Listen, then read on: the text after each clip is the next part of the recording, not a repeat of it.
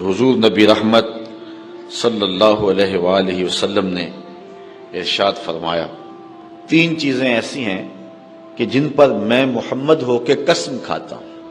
حضور علیہ السلام فرماتے ہیں پہلی چیز تو یہ ہے جس کو میں قسم کھا کے کہتا ہوں کہ صدقے سے مال گھٹتا نہیں ہے۔ دوسری بات، جب کسی پہ کوئی شخص ظلم کرے اور وہ اس پہ صبر کرے تو حضور فرماتے ہیں میں قسم کھا کے کہتا ہوں کہ اس کی عزت میں کمی نہیں ہوگی، اس کی عزت میں اضافہ ہوگا۔ اس صبر کرنے کی برکت سے اللہ تعالیٰ اس کی عزت میں اضافہ فرمائے گا۔ تیسری بات، حضور علیہ السلام نے ارشاد فرمایا اگر کسی شخص نے سوال کا دروازہ کھول لیا، مانگنا شروع کر دیا، تو حضور فرماتے ہیں کہ میں قسم کھا کے کہتا ہوں کہ اس نے محتاجی کا دروازہ کھول لیا۔ حضور